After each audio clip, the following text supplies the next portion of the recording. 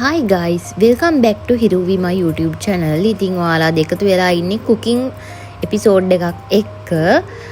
ඉතින් අපි අද හදන්න යන්නේ seafood mix rice එකක්. ඉතින් ඔයාලට පේනවනේ carrot leeks, සුදු ලුණු, ඉඟුරු, ඒවට අමතරව ඉස්සෝ, දැල්ලෝ, මාළු ඒවත් අපි හොඳට marinate කරගෙන තියෙන්නේ.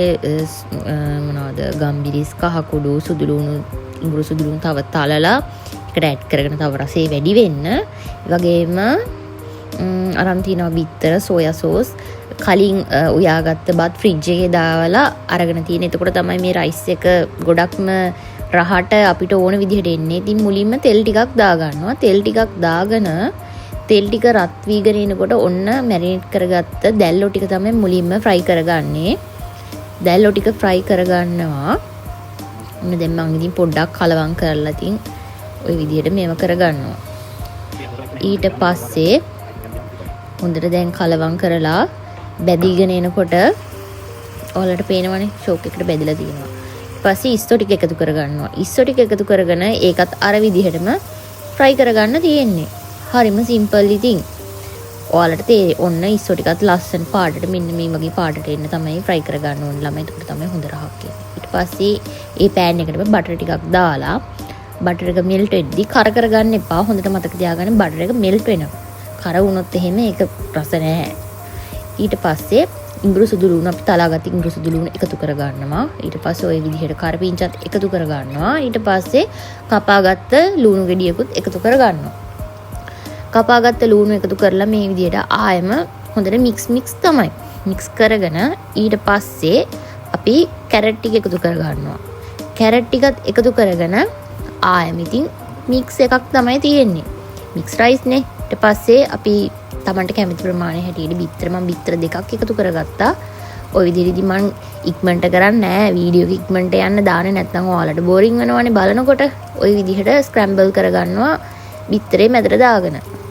ඊට පස්සේ මම එකතු කරගන්නවා ගම්බිරිස් මොනවද ඊට පස්සේ එකතු කරන්නේ කෑලි මිරිසුත් එකතු කරන්න එපා. ඔව් කෑලි මිරිසුත් එකතු කරනවා. ඊට පස්සේ මම ලුණුත් එකතු කරගන්න ඕනේ. ඔය ප්‍රමාණයෙන් මේ ප්‍රමාණ ඔයාලා හදන විදිහට ඔයාගේ රස අනුව තමයි එකතු කරගන්න ඕනේ. මම නම් ඉතින් තේ හැන්දෙන් වගේ දාගෙන තියෙන්නේ. ඊට පස්සේ ලීක්ස් එකතු කරගන්නවා. ලීක්ස් ටික සමනේ අන්තිමට එකතු කරන්නේ නැත්නම් ඒක තියෙන රහ යනවනේ. කියන්නේ පාට වෙනස් වෙනවනේ. මේ ඊට පස්සේ ලීක්ස් ටිකත් ওই විදිහට මික්ස් කරගන්නවා. මික්ස් කරගෙන මේ පේනවනේ දැනටමත් හොඳට ලස්සන පාටක් ඇවිත්ිනවා එළවලු මික්ස් එකෙන්ම. ඔන්න දැන් ෆ්‍රයි කරගත්ත සීෆුඩ් ටික එකතු කරගන්න වෙලාව. ඒ ටිකත් එකතු කරගෙන ඊට පස්සේ හොඳට ආයෙම මික්ස් කිරිල්ලක් තමයි තියෙන්නේ. ආයෙම මේකට සෝයා සෝස් චුට්ටකුත් එකතු කරගන්නවා. චූට්ටක් ගොඩක් නෙමෙයි. ඊට පස්සේ මොනවද එකතු කරන්නේ? කෙචප්. කෙචපුත් දාන්න එපේ. ඒකත් පොඩි ප්‍රමාණයක් තමයි දාන්න ඕනේ ළමයි. ගොඩක් දාන්න නැහැ. ආයෙම ඉතින් මික්ස් කරන්න ඕනේ. ওই විදිහටම මේ ඊට පස්සේ අන්තිමටම අර අපි කලින් අර උයාගත්ත බත් එක තියෙන්නේ ෆ්‍රිජ් එකේ දාලා අරගත්තේ. අන්න ඒ බත් එක කලින් දවසේ රෑ උයපු බත් එකකුත් මේකට සෙට්. පස්සේ ආයෙම ලීක්ස් වල කොළ පාට කොටසත් එකතු කරනවා. එතකොට ඒක වෙනම විදිහකට ඒක අර බත් එකට තව ලස්සනක් එන. ඔන්න ඔය විදිහට තමයි ෆයිනල් ලුක් එක තියෙන්නේ. කොහොමද ළමයි?